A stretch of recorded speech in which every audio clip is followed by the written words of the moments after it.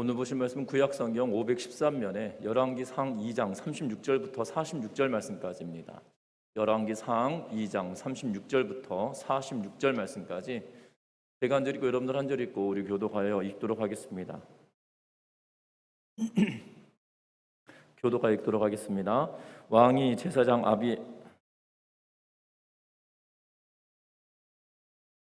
죄송합니다. 36절부터죠. 26절부터 읽고 있었네요. 죄송합니다. 왕이 사람을 보내어 시므이를 불러서 이르되 너는 예루살렘에서 너를 위하여 집을 짓고 거기서 살고 어디든지 나가지 말라.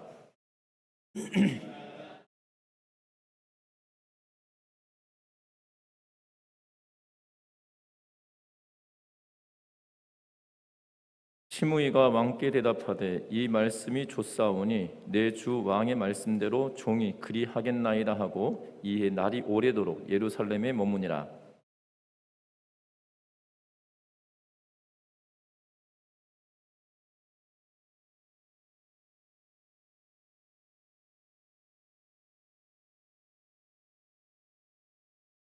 시므이가 그 종을 찾으려고 일어나 그의 나귀에 안장을 지우고 가드로 가서 아기스에게 나아가 그의 종을 가드에서 데려왔더니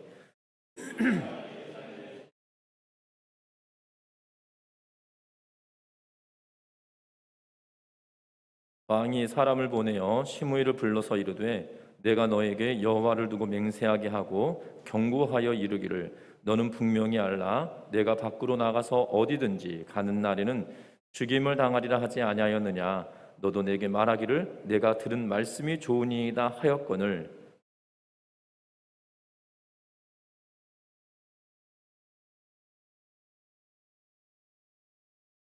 왕이 또 시므이에게 이르되 내가 내 마음으로 아는 모든 악 곧 내 아버지에게 행한 바를 내가 스스로 아나니 여호와께서 내 악을 내 머리로 돌려 보내시리라.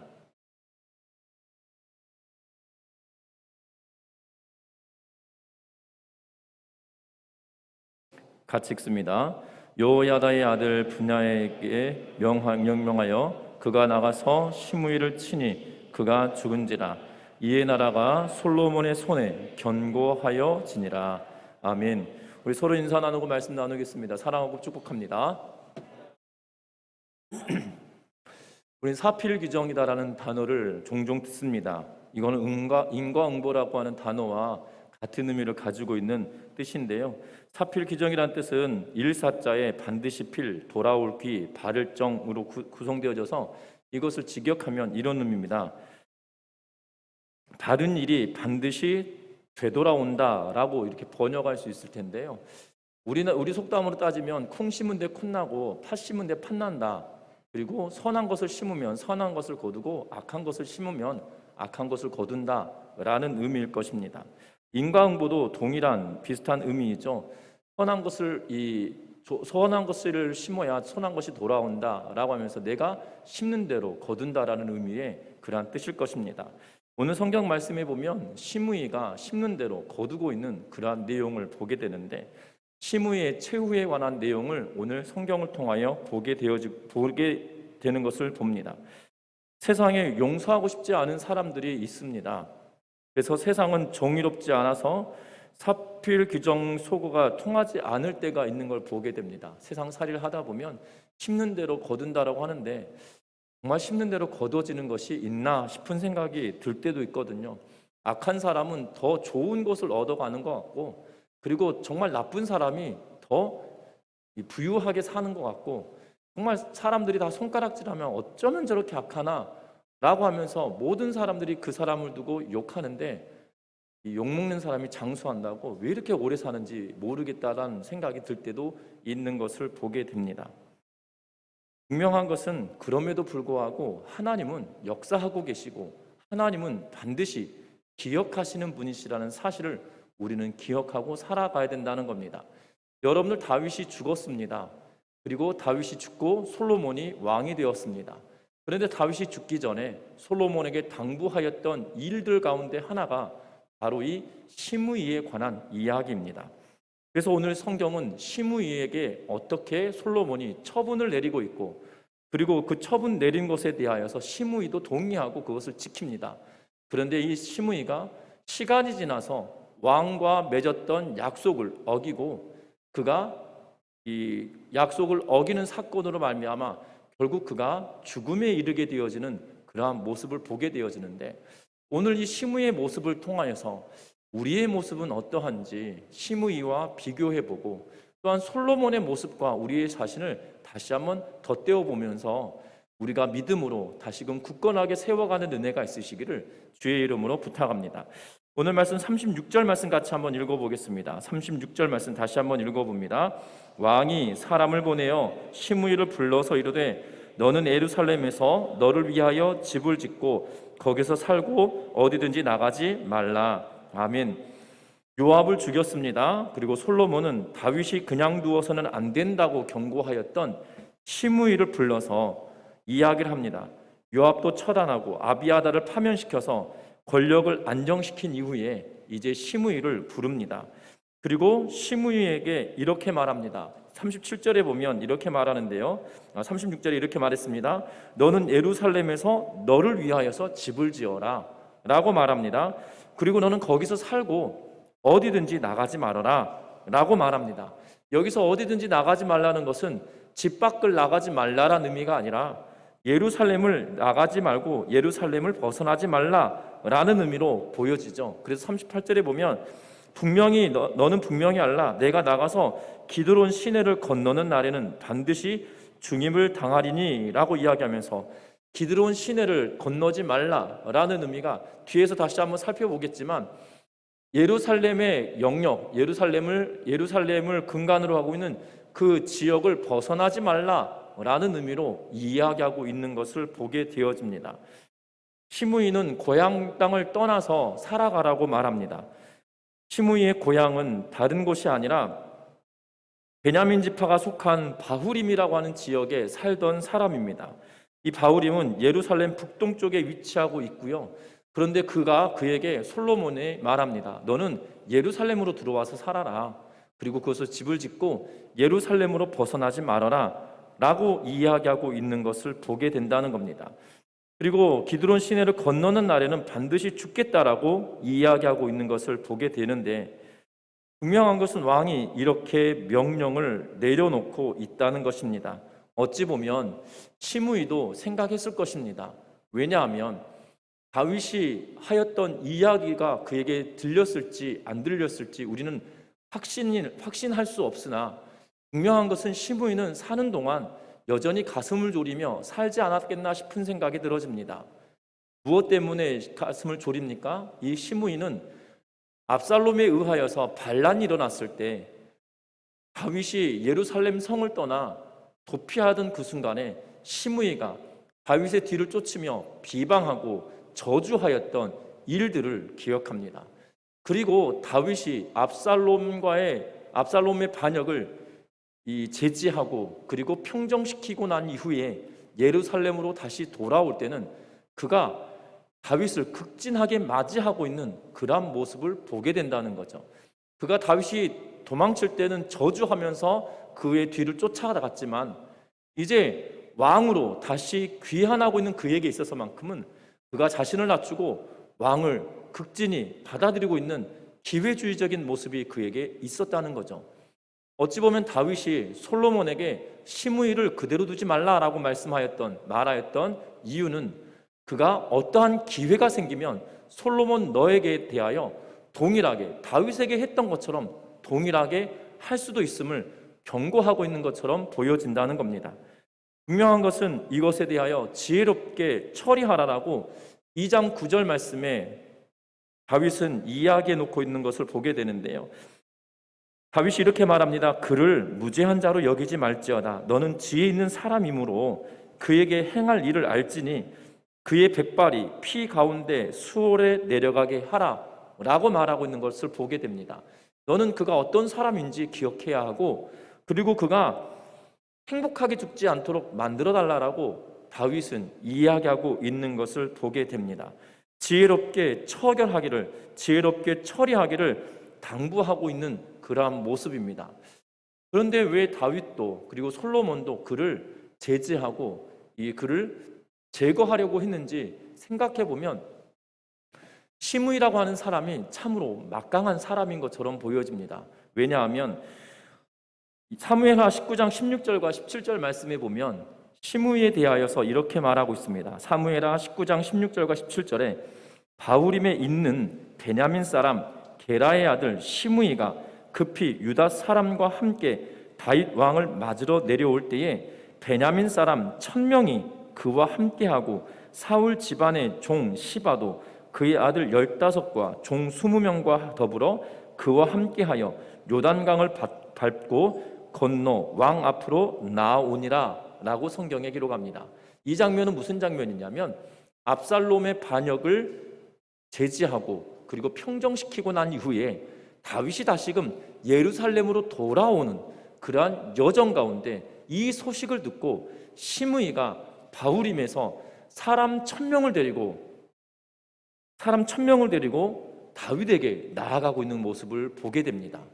여러분들, 여기서 사람 1000명으로 표시되어져 있는데요, 어찌 보면 이들은 사병으로 보여지는 사람들이고 베냐민 족속에 있는 1000명의 인원이 될 수도 있을 것 같습니다. 그런데 여러분들 잘 아셔야 되는 것은 베냐민 지파는 과거에 전쟁에 능하였던 그러한 지파였어요. 여러분들 사사기를 잘 살펴보시면 베냐민의 한 이 제사장이 첩을 데리고 오다가 이 첩이 베냐민 지파 사람들에 의해서 강간을 당하고 죽임을 당했습니다. 그랬더니 그의 시신을 쪼개어서 각 지역으로 보내어서 이스라엘 백성들이 어찌 이런 일이 있을 수 있느냐라고 하며 이스라엘 모든 지파와 베냐민 지파 간의 전쟁이 붙게 되어지죠. 그때 이 전쟁에서 2번이나 승리하고 3번째 패하게 되어지는 것을 보게 되는데 베냐민 지파는 전쟁에 능한 사람들이었습니다. 심지어 첫 번째 왕이었던 사울은 귀골이 얼마나 장대했는지 사람들 머리가 사울의 어깨밖에 되지 않았고 머리 하나가 더 있을 만큼 귀골이 장대하였던 인물이었던 것이지요. 그런데 그 전쟁에 능하였던 사람 1000명이 지금 시위하듯이 다윗 앞에 나와 있는 거죠. 시므이가 마치 환영은 하나 기회가 된다라면, 나를 없이 여긴다라면 당신 이 보이죠? 이 1000명의 사람 보이지 않습니까? 라고 하며 시위하듯이 다윗을 맞이하고 있는 그러한 모습을 보게 된다는 겁니다. 어찌 보면 그 영향력이 다윗이 시므이를 죽지 않도록, 당시 죽이지 않도록 하였던 이유일 수도 있지 않겠나라는 생각이 들어지고요. 또 하나는 시므이가, 뒤에서 다시 한번 보겠지만 시므이가 이러한 이 조건들 때문에 그가 경거망동하게 행동하지는 않았나 싶은 생각이 들어질 때도 있다는 사실입니다. 참 우리가 기억해야 할 것입니다. 무엇을 기억해야 하면 우리는 우리가 가지고 있는 능력으로 때로는 이것을 과시하며 살고 싶은 그러한 생각이 들 때가 있다는 거죠. 때로는 시므이가 1000명의 사람을 이끌고 다윗을 맞이하며 그에게 시위하듯이 나 이런 사람이야 라고 말하며 위세를 드러내고 있는 그러한 모습처럼 때로는 우리가 하나님 앞에 날마다 겸비하고 겸손함으로 나아가야 됨에도 불구하고 어느 순간 그것은 잊어버리고 하나님 나 이 정도 되는 사람이에요 라고 하고 있는 삶을 살고 있지 않은지 우리의 삶을 다시금 점검하며 나아가는 은혜가 있으시기를 주의 이름으로 부탁드립니다. 그러하기에 솔로몬의 이 제안, 다시 말하면 예루살렘에 들어와서 지내라 라고 하는 이야기가 그에게는 좋게 들렸을 것입니다. 왜냐하면 지금 죽이겠다는 것도 아니에요. 죽으라고 말하는 것도 아니에요. 예루살렘에서 집을 짓고 사는데 예루살렘만 벗어나지 말아라 라고 하는 이야기에 그는 동의하고 있는 것을 보게 됩니다. 어찌 보면 그가 이렇게 동의하는 것은 그가 자신만만함도 있을 것이고 또한 솔로몬에 대하여서 경계하는 것도 있을 걸로 보여지는데 어찌되었던 이러한 외적인 조건이 그에게 있음으로 인하여서 그가 당당하게 솔로몬과 언약을 맺고 있는 그러한 모습을 보게 된다는 거죠. 여러분 우리가 읽었습니다. 36절과 38절 말씀까지 읽었는데 38절에 보니까 시므이가 이렇게 대답해요. 시므이가 왕께 대답하되 이 말씀이 좋사오니 내 주 왕의 말씀대로 종이 그리 하겠나이다. 왕 앞에 그렇게 말합니다. 좋다, 네 그렇게 하겠습니다 라고 말하고 있는 거죠. 여기서 보면 부복하다, 엎드렸다 이런 의미의 말을, 성경의 단어를 쓰고 있지 않습니다. 36절부터 38절 말씀까지 보면 시므이가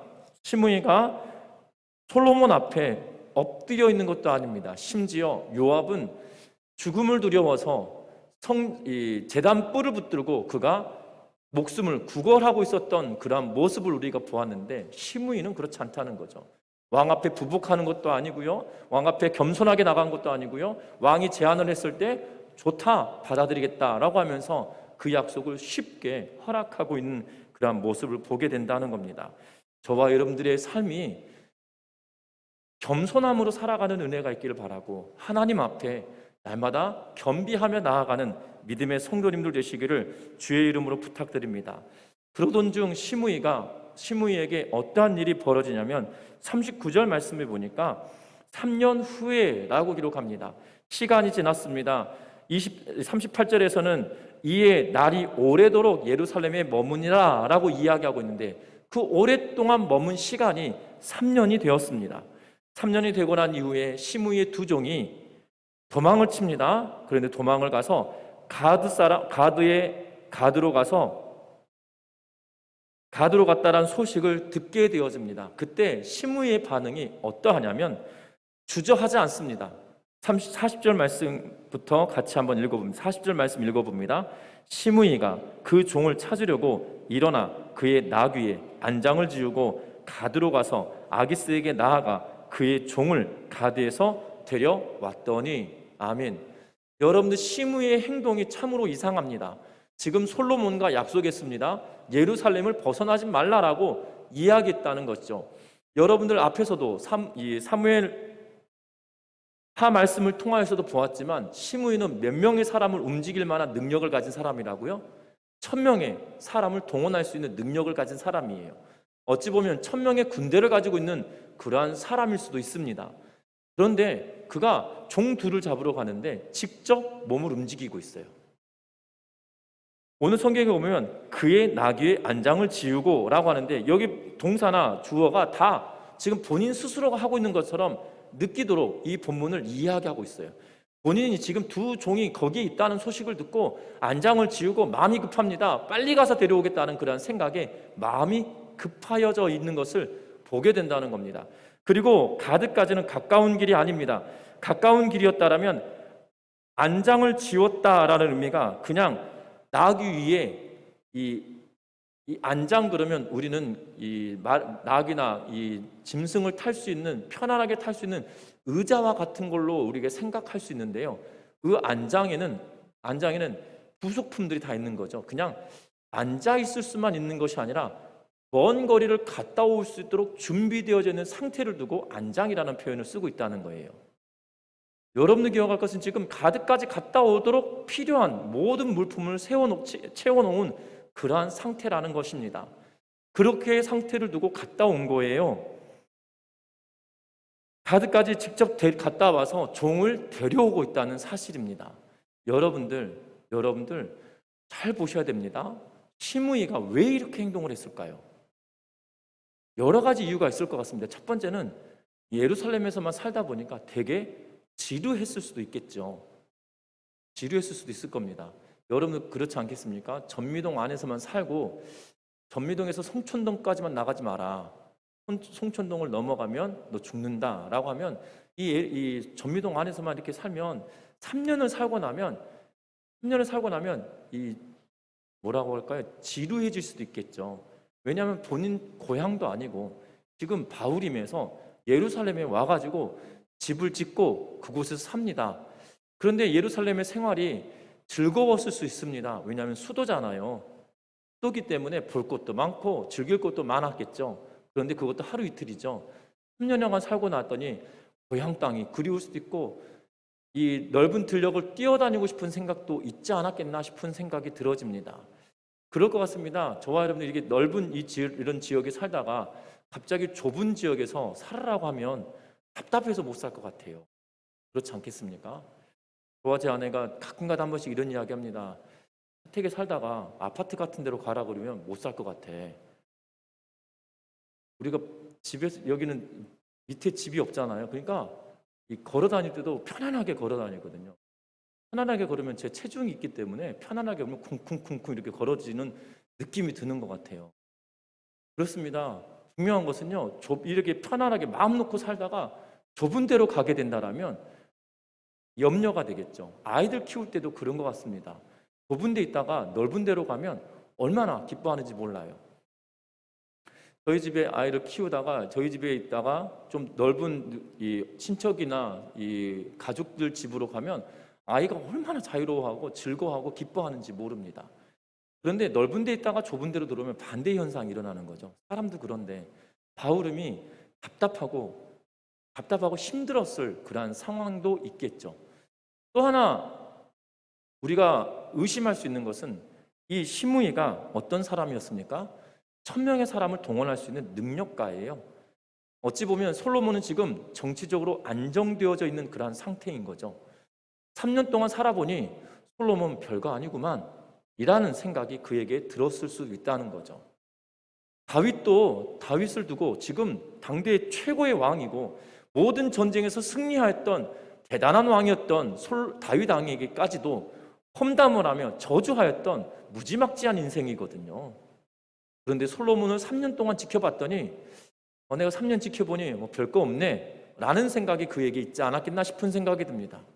그래서 담대하게 그가 정해놓은 왕과 약속한 그 울타리를 벗어넘으려고 하는 그러한 일을 하고 있는 그러한 모습을 보게 된다는 겁니다. 또 하나, 종은 그들에게 있어서만큼 재산이었습니다. 그런데 그 재산에 대한 욕심이 그가 이 왕과의 약속을 저버리게 만들 만큼 욕심이 강한 사람일 수도 있겠구나라는 생각이 들어지죠. 이 세 가지 이유 찾아보면 더 있을 수도 있겠으나 우리가 눈에 확 들어오는 이유는 이 세 가지일 것 같습니다. 답답함, 그리고 솔로몬에 대한 경계심이 해이해지고, 또 하나는 이 재물에 대한, 자기 재산에 대한 욕심이 왕의 명령보다 더 크게 느껴질 만큼 욕심이 강하여져 있는 상태에 있는 그런 욕심쟁이처럼 보여지는 그런 상태라는 거죠. 그런데 중요한 것은 이 모든 것이 가능한 이유는 지루하다, 답답하다, 그리고 솔로몬 별거 아니네, 그리고 재산이 더 크게 보이고 왕의 명령이 크게 느껴지지 않는 것은 바로 앞에서도 말씀드린 것처럼 그의 정치적인 능력과 영향력, 군사적인 영향력이 그로 하여금 그렇게 교만하게 만든 이유가 모든 것에 있지 않겠나라는 생각이 들어집니다. 교만하였기에 내가 왜 못 나가? 내가 이 답답함을 못 견디겠어? 라고 하는 생각은 그 교만함으로부터 시작되어질 수도 있다는 거고요. 솔로몬을 우습게 여김도 바로 이 교만함으로부터 시작되어진다는 거죠. 그의 재산 때문에 그의 생명을 바꿀 만한 그러한 약속을 했음에도 불구하고 그의 재산을 찾기 위하여 가득까지 내려난 그 용맹함은 바로 그 교만으로부터 시작되어진다는 겁니다. 저와 여러분들 기억하셨으면 합니다. 우리가 하나님의 은혜 앞에 날마다 겸손해야 하는데 우리가 교만한 존재로 삶을 살고 있지 않은지, 어느 순간 나는 하나님의 은혜는 온데간데 없고 내가 교만하여서 마치 내가 이 모습, 이것 때문에 하나님이 날 택하신 것처럼 착각하고 있지 않은지 우리의 삶을 다시 한번 뒤돌아보며 하나님이 원하시고 기뻐하시는 것이 무엇일지 고민하며 살아가는 은혜가 있기를 주의 이름으로 부탁합니다. 은혜가 취소되기 전에 우리가 더 낮은 자리로 나아가고 더 겸손한 자리로 나아가며 더 애통의 자리로 나아감으로 말미암아 하나님의 은혜를 더욱더 사모하며 살아내는 은혜가 있기를 주의 이름으로 부탁드립니다. 그랬던 시므이에게 어떠한 일이 벌어집니까? 42절 말씀 같이 한번 읽어보겠습니다. 42절 말씀입니다. 왕이 사람을 보내어 시므이에게 불러서 이르되 내가 너에게 여호와를 두고 맹세하게 하고 경고하여 이르기를 너는 분명히 알라 내가 밖으로 나가서 어디든지 가는 날에는 죽임을 당하리라 하지 아니하였느냐 너도 내게 말하기를 내가 들은 말씀이 좋으니이다 하였거늘. 아멘. 오늘 이 말씀 보면 시므이를 데려옵니다. 그리고 이야기합니다. 그런데 재미난 것은요, 왕이 지금 솔로몬이 말합니다. 너 나하고 약속하지 않았냐? 라고 말하지 않고요, 뭐라고 이야기하냐면 내가 너에게 여호와를 두고 맹세하여 라고 이야기하고 있어요. 그리고 43절에도 보면 네가 어찌하여 여호와를 두고 한 맹세와 라고 하면서 지금 너하고 나 사이에 하나님을 증인 세워두고 약속하지 않았냐? 하나님 앞에서 네하고 나하고 한 약속 아니었냐? 라고 하면서 말합니다. 내가 너에게 여호와를 두고 맹세했었고 너도 여호와를 두고 나한테 맹세하지 않았냐? 라고 하면서 하나님 앞에 한 약속이 너에게는 아무것도 아니었느냐라고 지금 타박하고 있는 그러한 모습을 보게 되어집니다. 그러면서 이렇게 이야기합니다. 44절 말씀 읽어봅니다. 왕이 또 시므이에게 이르되 내가 네 마음으로 아는 모든 악 곧 내 아버지에게 행한 바를 내가 스스로 아나니 여호와께서 내 악을 내 머리로 돌려보내시리라. 아멘. 본질적으로 시므이의 죄에 대하여 언급합니다. 네가 이렇게 연금되었고 예루살렘에 갇혀졌던 이유가 네 뭔지 모르느냐? 라고 말하고 있는 거죠. 그 이유는 내 아버지에게 행하였던 악이 너로 하여금 그렇게 만들었다라고 하면서 본질적인 이유를 드러내고 있는 것을 보게 됩니다. 다윗은 기름 부음 받은 자였던 사울에 대하여 엄청나게 조심하고 주의하였던 사람이죠. 2번씩이나 사울을 죽일 수 있는 그러한 상황에 있었음에도 불구하고 그를 죽이지 않아요. 그리고 그런 죽이려고 했던 마음을 품었던 것도 하나님께 회개하며 나아갔던 모습을 우리는 보게 됩니다. 그런데 이 시므이는 하나님께서 세운 그 다윗에게 얼마나 무지막지한 저주를 하였는지 모릅니다. 그런데 그것이 너에게 죄가 안 될 거다라고 생각했냐? 라고 하며 그 본질적인 이유를 이야기하면서 예루살렘에 연금되었던 이유가 바로 다윗을 저주하고 다윗을 반역했던 일 때문이다라고 그에게 상기시켜주고 있는 것을 보게 됩니다. 그러면서 솔로몬이 시므이가 죽어야 될 이유를 2가지로 이야기하죠. 하나는 하나님 앞에서 내가 너에게 맹세했고 네가 나한테 맹세한 것이 하나님 앞에서 한 것 아니냐라는 이유였어요. 그것이 42절과 43절에 하나님 앞에서 맹세하여 라고 하는 말씀으로 이야기하고 있는 것이지요. 또 하나는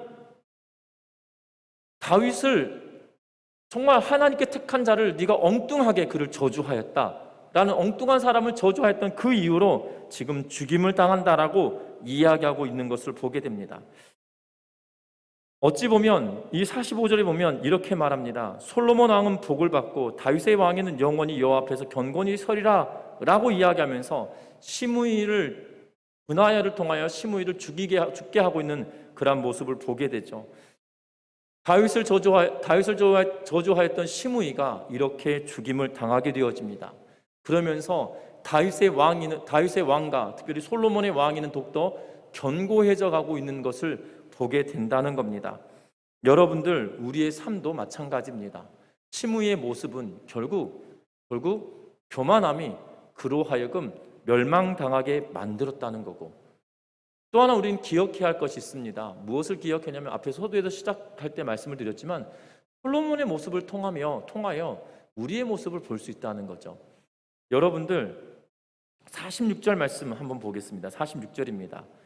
여호야다의 아들 분하야에게 명령하매 그가 나가서 시므이를 치니 그가 죽은지라. 이에 나라가 솔로몬의 손에 견고하여 지니라. 아멘. 어떻게 보면 순리대로 모든 것이 정리된 것처럼 여겨집니다. 그런데 이 11개 상을 쓰고 있는 이 저자가 이 사건을 곧 평가하고 있는 문구가 바로 이 한 구절입니다. 무엇이냐면 이러한 이유로 나라가 솔로몬의 손에 견고해지니라 라고 기록하고 있다는 거예요. 이게 별것 아닌 것 같이 느껴집니다. 왜냐하면 솔로몬의 손이 모든 것에 미쳐서 이제 정치적으로 안정됐다라고 평가할 수 있을 텐데요. 사무엘하의 말씀에 보면 다윗을 평가하고 있는 사무엘하 저자의 기록은 이렇게 평가합니다. 사무엘하 8장 14절에 이렇게 말하는데요. 다윗이 에돔에 수비대를 두되 온 에돔에 수비대를 두니 에돔 사람이 다 다윗의 종이 되니라. 다윗이 어디로 가든지 여호와께서 이기게 하셨더라.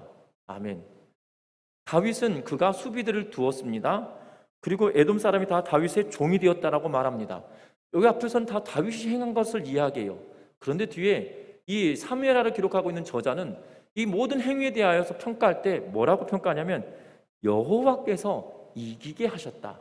결국 다윗은 여호와께서 그로 하여금 안정되게 만들어 주셨음을 이야기하는데, 이 열왕기상 기자는 저자는 뭐라고 이야기하냐면 솔로몬의 손에 의하여서 견고하여졌다라고 말하고 있는 것을 보게 되어져요. 어찌 보면 솔로몬이 시므이를 죽이는 것이 당연한 것이고요, 요압을 죽이는 것이 마땅한 일인 것처럼 보여집니다. 분하야를 면책하여서 이 고향 땅으로 돌려보낸 것이 당연한 일인 것처럼 보여집니다. 그런데 우리가 기억할 것은 하나님이 그의 손을 붙들어 주셨다, 하나님이 그의 나라를 견고하게 하셨다, 하나님이 그의 나라를 그의 손에 두셨다, 이런 표현을 쓰고 있지 않아요. 솔로몬 스스로가 이것을 일구어내고 있는 것처럼 평가해내고 있다는 사실이에요.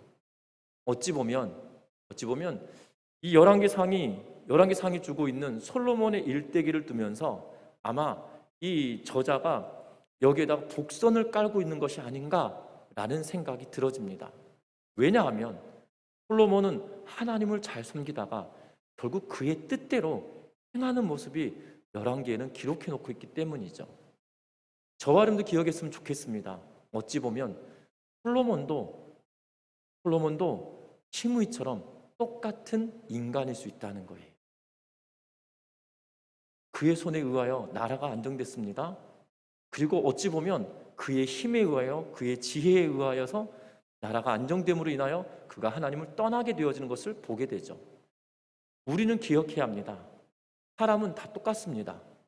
시므이도 솔로몬도 저와 여러분들도 어느 순간 교만해질 수 있기 때문이라는 거예요.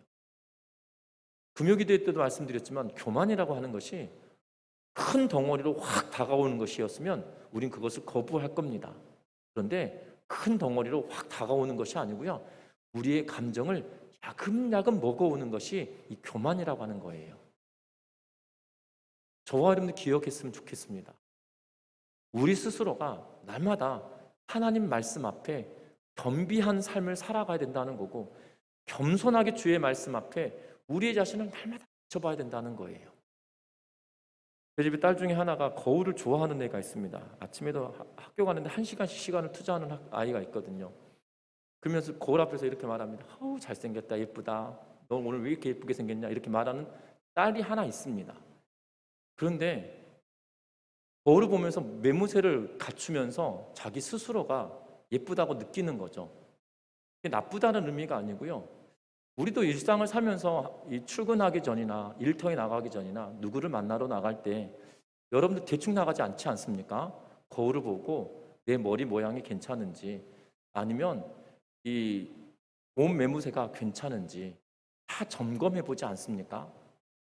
그런데 우리는 신앙생활을 할 때 우리의 신앙을 이렇게 옷매무새 다 단정하게 하고 머리 헤어스타일 잘 됐는지 확인하려는 그런 거울을 보듯이 우리의 신앙생활을 점검하는 일은 잘 있지 않아요. 그런데 성경은 우리에게 분명히 말해요. 뭐라고 말하냐면 이 교만이라고 하는 것이 우리의 죄 가운데 우리의 감정으로 들어오기에 이것을 막을 수 있는 유일한 길은 십자가의 은혜 앞에 우리의 자신을 날마다 세워놓는 거예요. 십자가의 은혜 앞에 우리의 자신을 다시 한번 비춰보며 내 삶을, 내 모습을 비춰보고 겸손하게 하나님의 은혜 앞에 다시금 나아가게 만드는 것, 이것이 필요하다라고 우리에게 말하고 있다는 거죠.